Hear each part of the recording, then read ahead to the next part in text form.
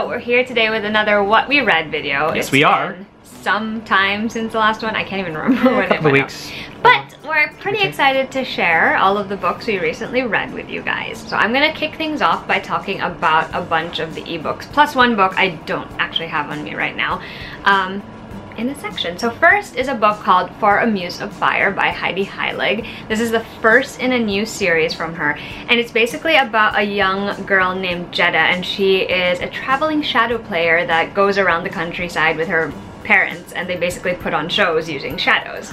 Right. Here's the thing, Jeddah, technically this is all supposed to be like, you know, wires and like decoration and like just very clever, like almost scientific ways of putting these shows on, but Jeddah actually has a secret where she can actually manipulate spirits, and she puts them into her puppets. Ooh. So she basically runs the show.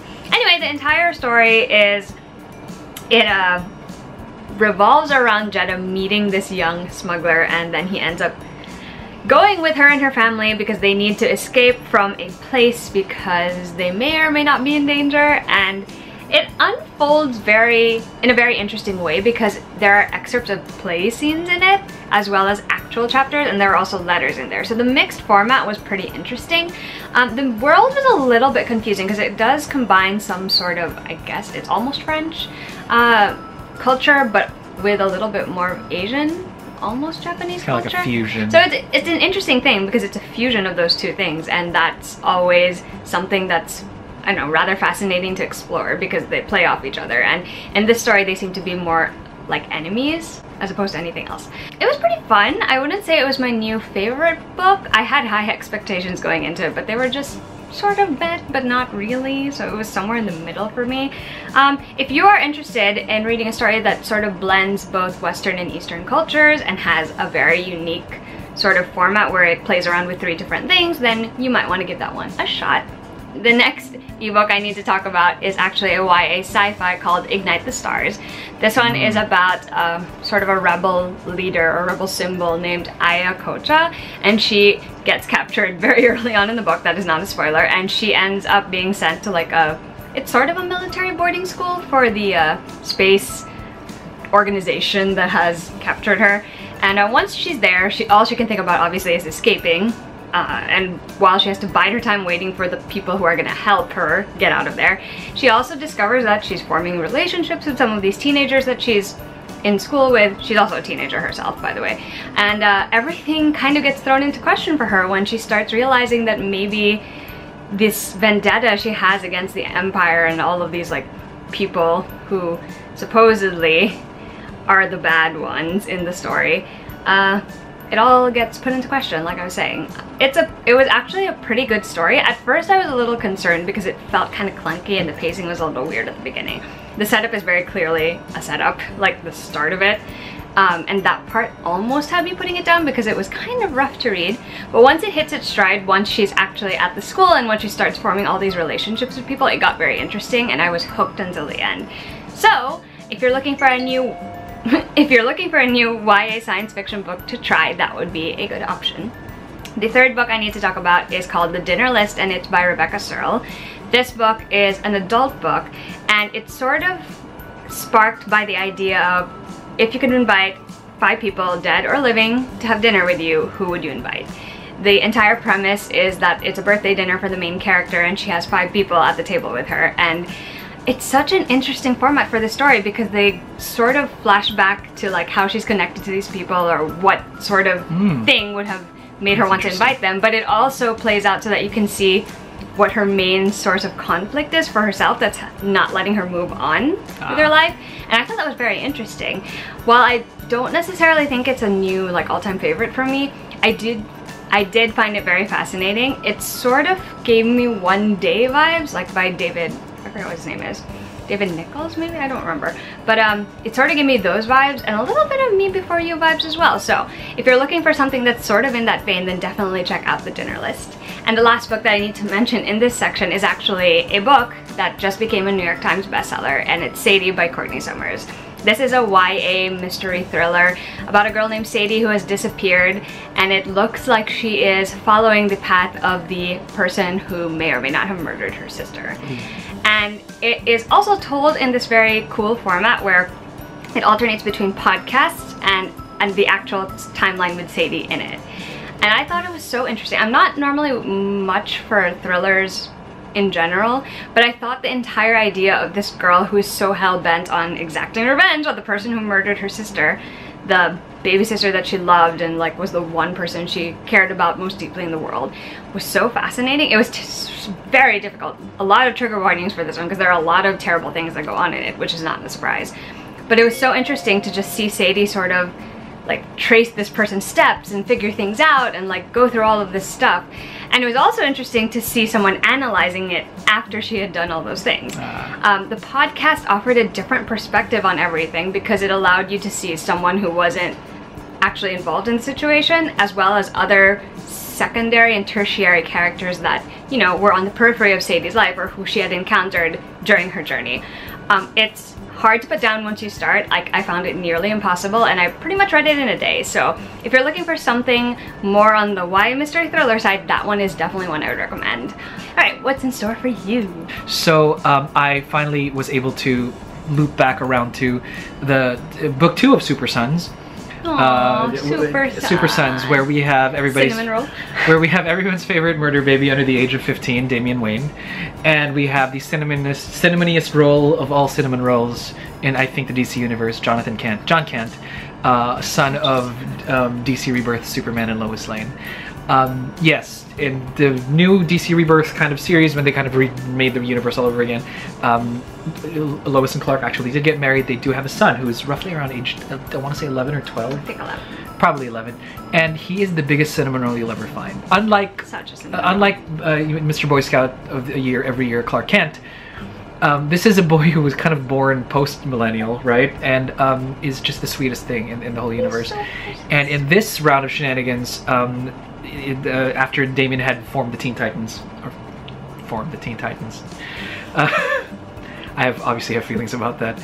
But after we all know you're not very fond of Damian. Well, he did form them, although he didn't so much form them as they formed themselves around Damian. And I discussed that in what we read, where at one point in time, Damian's life hanging around with John Kent intersects with his life with the Titans, and it's called Planet of the Capes, as you can see. And yeah, it's just a series of adventures that they have where the Titans kind of cross their paths. Very enjoyable because John Kent is a lovely, lovely, lovely, must protect at all costs cinnamon roll. He really is, though. Which is in perfect contrast to everybody wanting to smack Damian Wayne at one point. Preferably with something not too much, and mostly Damon's right, which makes it worse. Most of the time. Not express so I would actually absolutely recommend Super Sons. I love the first Super Sons. I recommend just anything that has to do with those two. World's Future Finest. I don't know, that's just my little take. Another graphic novel that I had also read would be, I finally got my hands on North and South. And by hands-on meaning I finally actually did read it. I bought it at a giant sale. We talked about that a couple of hauls ago. And I think it's the most recent one, if I'm not mistaken. Yeah. And it involves, and for those of you who see this, these are the graphic novels that are set after the events of Avatar: The Last Airbender. So this is several graphic novels in. Comics that came afterwards, starting with, you know, Finding Zuko's mom, right, all the way to this, which explains how progress had come to the Southern Water Tribe, which was a little bit more kind of tribal, literally tribal, than the progressive Northern City, right? For those of you who remember the city, not too much of a spoiler, but there's like a real disparity there, and to almost have some kind of civil war brewing because the North is bringing some of that unification and mojo all the way to the South.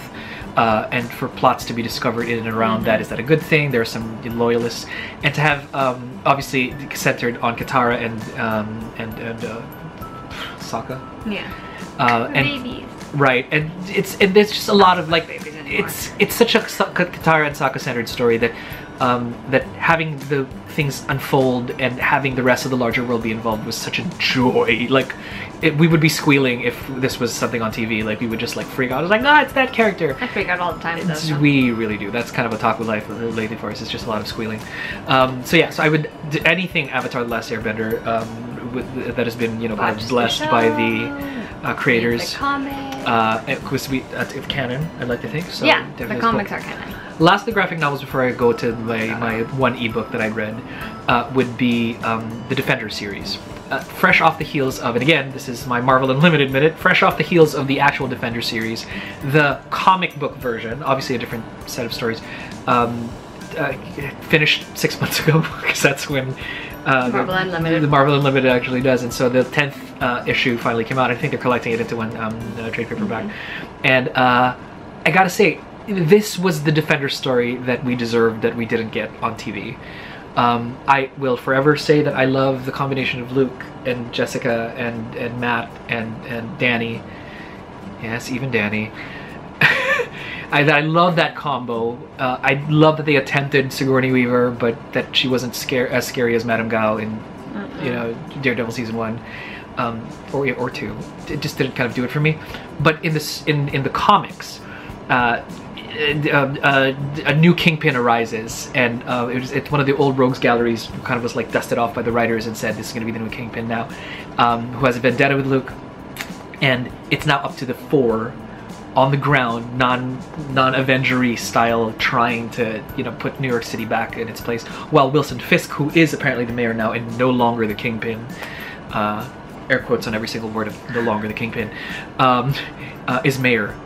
And so that's the playground where Defenders comes along, and they get their own acclaimed owner now, and outside of being part of the Avengers, because it's such a heart of the city type deal. Drugs, fighting, banter, so much good banter. I like want so bad to hear Mike Coulter and Kristen Ritter as a married Luke and Jessica bantering like that, with random allusions to both, of course, Matt and Danny. Always Danny. No hate against Finn Jones, really. I don't think any of this is his fault. Personally, but that's just how all of the cards fell. So definitely cool. Lastly, Thrawn. Thrawn. What a great book. What a great book. The entire thing reads like, I want to say a crash course in tactics.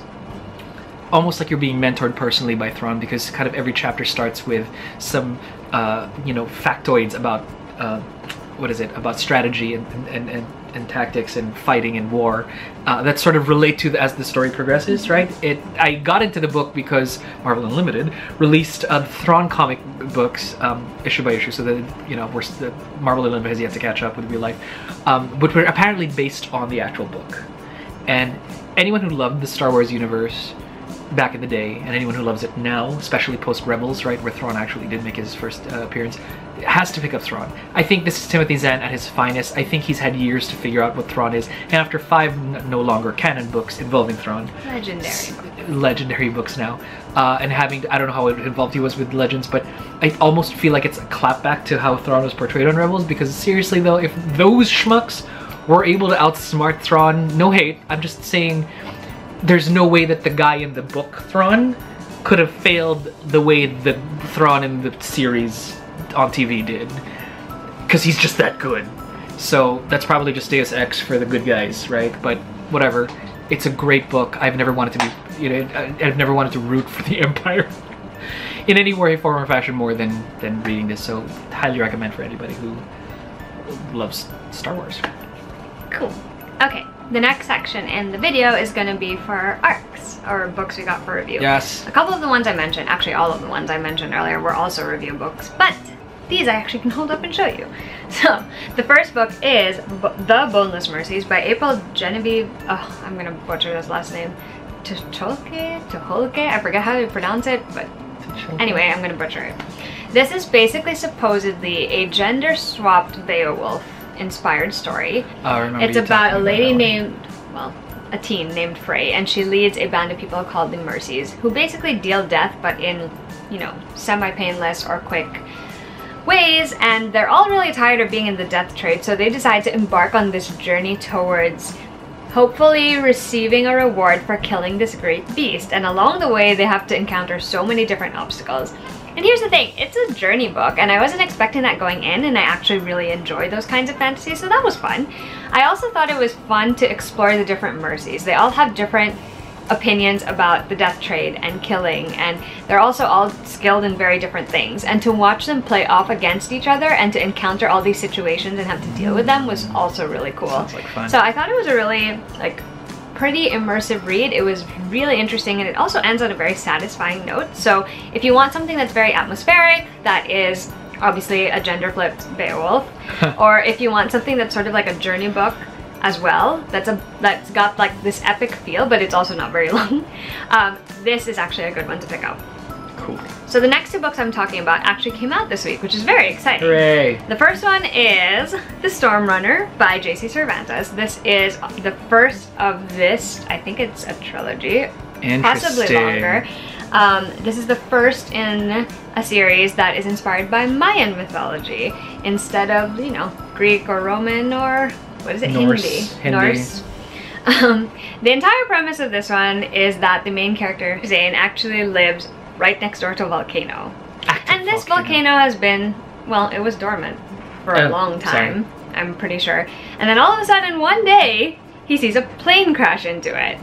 Only to find out, because of some crazy prophecy, that he is supposed to be the person who is going to awaken this very, very, very terrible god.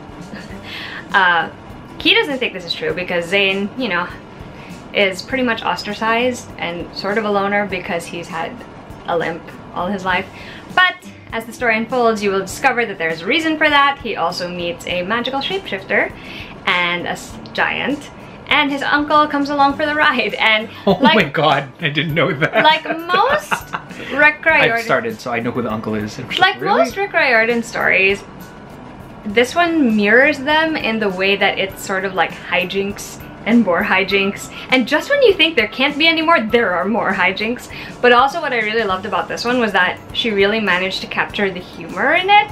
Like, there are a lot of serious situations, obviously. We're talking like end of the world, people dying sort of things, and yet she still manages to brand it with the same sort of hilarity you have in Rick Riordan's books, where you just poke fun at things and make sarcastic comments, and then there's banter, and then there's sort of a ship that's not really a ship yet, but it will be a ship eventually. So Rick Riordan. Or so we're hoping. What I thought was very interesting was the fact that, you know, all of this Mayan mythology, which I'm not very familiar with, was interspersed into this story in such fun and creative ways. It just made everything a lot easier for me to digest as a reader and as someone, you know, new to the mythology. And I was very fascinated. I wanted to look up more about Mayan mythology afterwards, so I cannot wait to see what she does in the next book. And I have said this before, I think I said it in the book haul, I'm like, we all know that my favorite Mayan god at this point is Ishkakau because she's the goddess of chocolate. I mean, really. That's obviously probably like a very limited view of her, you know, as a goddess, but still, come on. Goddess of chocolate, guys. Whatever the place of worship is for that goddess. I really enjoyed this one. Would highly recommend picking it up.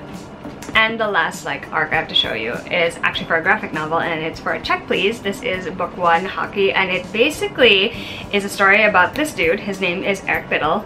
Everyone calls him Biddy. He is recruited to play for the Samwell hockey team, and he also vlogs and likes to bake pies. So it is just this totally adorable story about him finding his footing with the team and at the university, watching the relationships grow and unfold over the course of his freshman and sophomore year, seeing him really settle in terms of like who he is and like his own sexuality, because at the beginning he's not very open with the team about the fact that he's gay, but eventually he gets to the point where he feels like he can confide in them, and it's just the cutest thing that I have read in a while. I mean, I just want to be his best friend and have him bake me pie all the time. I mean, I'm not going to complain about this. It ends on such an adorable note. I know that you can technically read all of this online because it's a webcomic, so you can read the 2 years after it, but I'm just going to wait until the next one comes out because why not? Anyway, this is so adorable, and you guys should check it out if you are in the mood for this sort of thing. Right, so I only have a couple of books from my review pile, and you'll see later as to why. We'll start with the middle grade. We'll start with the middle grade one, and it's the Unicorn Quest Book 2, Secret in the Stone. It's a story about two sisters who, for whatever reason, that they had to stay at their aunt's house for the summer. You mean, right? This is the first one, right? Discover that there is a portal to a magical realm formerly filled with unicorns, if they would but climb their fireplace and emerge on the other side to that other world through a well. The events of book 2 sort of, you know, come where they now have to find a way to bring the unicorns back. They've discovered whatever power that was in their, you know, kind of their bloodline, if ever there's anything of that. And this is such a book 2 And I say that because for those of you who are familiar with this kind of book 2 syndrome, is a lot of like too many things happened, but then at the end of the day you're like, but I need book 3 now. That's really what there's no other thing going on for it. I mean, they introduced several bunch of other characters, more things in the backstories have been explained, but now you're just like, but I want to know what happens next. In a world where guilds and have divided the land and have fostered animosity between amongst each other because the one ruling kind of monarch is no longer around, and with that monarchy, the unicorns, it's a power grab for everybody, and for them to live in this post-unicorn world where suddenly these 2 girls seem to be the key to bringing everything back, and what all the good that does. So recommend book 1. I only recommend book 2 if you want to be like gloriously cliff hung. But if you love book 1 anyway, you just be masochistic and just go grab book 2. The other book that I was able to grab, this one straight from BEA still, is called Seafire. Steampunk Pirates. And that's really all I need to say. But it centers around a captain and her first mate. Those are the central characters here, of an all-female crew. For very important reasons why they just wanted to take in women. In a kind of a universe, or rather kind of like a world, post-apocalyptic, I want to say. Where they allude to the old world and how there are some things there, so it feels like Waterworld but with more land.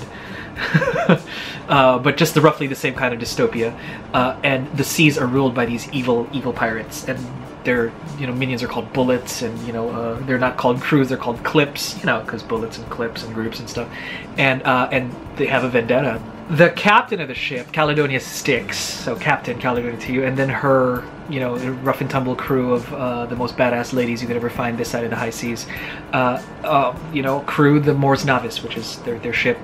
I liked it, I really did. Yeah, and so it felt like an action movie, where turn your brain off, just watch the events unfold, and see them kick so much ass. Like, that's really what this is all about. And so to add that slight sort of drama towards the end was, I thought, kind of like, ooh, well, that was pretty dramatic for an action movie.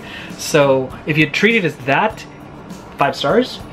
Don't expect anything kind of else, because I don't think it wants to be that kind of book. It's really just the story of a young girl trying to take back what was hers and get revenge for whatever wrongs were done to her and her family, and see how she does that. Okay, so the last section is going to be, I guess we could call it a series section, sort of. Yeah, because there were some series that were seriously binged. Finally binged this series. So excited! Shadow Magic. Yeah. So, Shadow Magic. Dream Magic, Book 2, and Burning Magic, which all by Joshua Kahn. You guys have pretty much heard Mackie talk about this, but so essentially, the first book is about a boy named Thorn who somehow inadvertently finds himself taken in and over to Castle Gloom, which is where Lilith Shadow, aka Lily, lives, and she has just inherited the entire kingdom because her parents were murdered. Parents and brother were murdered. Yeah. And the first book is basically Thorn trying to figure out what the heck he's gonna do and how he's gonna get home.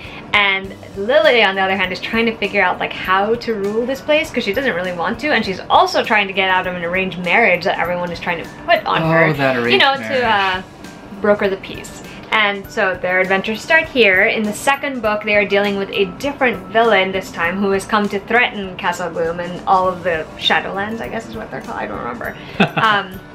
The kingdom, basically.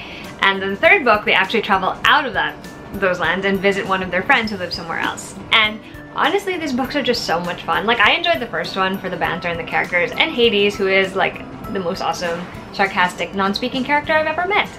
I love Hades so much. But personally, I have to say that my favorite is probably this one or this one, just because I really enjoyed the villain in them. Like, I thought it was so interesting. I think particularly for me, Dream Magic was very intriguing. Like, I just could not put it down once I'd started it. But yeah, these books were so great. I'm so glad I finally read them, and I can finally post that interview with Joshua Kahn, which is finally happening. Yeah, these books are so great. Would highly recommend. They are middle grade, but they do read a little bit older. And if you want them to. But I'm sure a lot of these things can. I mean, if you're a kid, it'll just go over their heads. I was talking more to people who are like, I don't want to read middle grade because it's younger. It reads older. That's what I was trying to say. The end. I should probably go first. Yes, you should, because So I'm technically skipping ahead because I read like a bunch of other books before this one, but there is a reason I'm going to put it in this video because it is September, and at the very beginning of the month I said it was going to be Shadowhunter September. Yes, it would be. However, I have literally only read the first book, or reread the first book, City of Bones by Cassandra Clare. I'm sure most people probably know what this one is about, but it is basically about Clarissa Frey, or Clary, who one night discovers that there's this whole other world that she did not know existed. A world where there are shadow hunters who are basically part angel and hunt down demons, and then there are downworlders like vampires and werewolves and fairies and the like. And her mother is taken at the very beginning of this book, and Clary has no choice but to team up with the shadow hunters when she realizes that it's a supernatural kidnapping and not just so much the regular old break-in. Here's the thing, this book is written in a way that's a lot like fan fiction, and as someone who has devoured copious amounts of it over the last year or so, I think it's very enjoyable in that sense. Like, it's fun, and I think it's so interesting to see this world at the very beginning when you barely are introduced to anything about it, and it's done in a way that's actually quite compelling. There are a lot of things that I actually had forgotten had happened, like the order in which they had happened anyway, but the main points I still remembered fairly well. I will say that once the big event happens towards the end of it, that's when I was kind of like, oh, ugh. That's the thing that I now remember is the reason that I didn't particularly love this one, because I was like... We can call it a problem in the love story. Well, not even just that part, just like the way that part is written. The payoff is not very good for something that was built up so much at the very beginning, and only because it's the curveballiest curveball of them all. Yeah, I mean, there's that. And it's not my favorite. There's even the main plot action part that's a curveball that I'm like, really? That's how we're gonna end this entire thing? Well, it was meant to be a three-book series. But on the whole, it was actually pretty fun to just go back and reread, even though every so often I was pretty much just saying that I wanted to like roll my eye. Well, I was rolling my eyes over certain things that were said, or certain people in this book.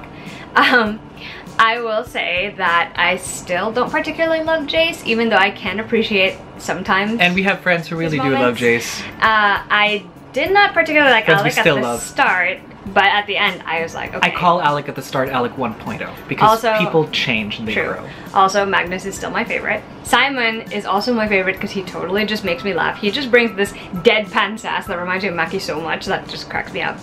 I actually like Isabel, but she doesn't actually get as much page time as I remember her getting, which is like a weird thing to say. At least for book one. At least here she doesn't get as much page time. And of course you have to talk about Clary, who I actually like better than I remember liking in the past. Not to say that I love her completely, but I do love the fact that she literally gave Jace some sass. Like, it just cracked me up whenever. Yeah, I mean, you know, and she can afford to because like they aren't anything at that point. Anyway, I thought it was really fun to reread. I will be diving into Ashes very soon. I just have to finish my current read, so. That said, I'm going to jump over to my Shadowhunters September kind of foray, because I will say this about City of Bones and why I didn't start it. Because I had started off with this glorious trilogy. This glorious trilogy, and I want to bring them out because they're just such lovely covers of my new golden trio. It's so sad that I have a golden trio apart from Ron, Hermione, and Harry, because these lovely 18th century people are my new favorite people in this entire Shadowhunters universe. And trust that they had to be British, two of them anyway, for me unshocking. They had to be British, and one of them had to be from New York and ended up going to London. So this is set in the 1800s, obviously 130 plus years prior to the actual events of the Mortal Instruments. What amazes me here is, and I will say this for the entire series, Cassandra Clare is able to set up such a brilliant place for her characters to play in, because the lore is solid. It's one of the most solid kinds of mythology that you'll find pretty much anywhere, everywhere. It's super simple, it's super relatable, but it's also complex enough that it's not a no-brainer. Like, you actually have to think and go, oh my gosh, the runes and the Silent Brothers and the it's really Iron clever, Sisters and all these things. Even in the foundation of it is very... It's so well made, and then more than just the clave itself, which is, you know, all of the Shadowhunters and where they come from and their little secret organization. It's the cultures around them, the warlocks, the fairies, vampires, and their werewolves. origins, all of the vampires and the werewolves. And so to have such a well-made world, and I think these came out after the first three City of Bone, yes. the first three Shadowhunters it was books. the first 3 books, then these 3. So to have her tell concurrent stories of what's happening in the present with Jason Clary and the others, and then what happened in the past that informs the present, and to have her tie both, it's a really smart move. It's really, really great. I don't know how she did it, but it's a stroke of genius. She probably had the idea germinating in there somewhere. For sure, but the execution of it, I think, was so good. To my great disdain, because right after I finished these 3 books, the last one of which had left me sobbing at like 5 in the morning. I was awake, or mildly awake for most of that. Which helped, you know, in the thing. Made me kind of just want more, so I ended up binging books. He skipped book 1. I skipped book 1 because she was reading it and she took it with her. Also, like, I don't think he really needs to read book 1. And I was sick that day, so I ended up reading book 2, 3, and 4. Because I needed more of the characters from, you know, or at least any sign or any hint of any of the characters that may have left their mark in the future, right? So I absolutely like finished all of these. I know he read them so fast.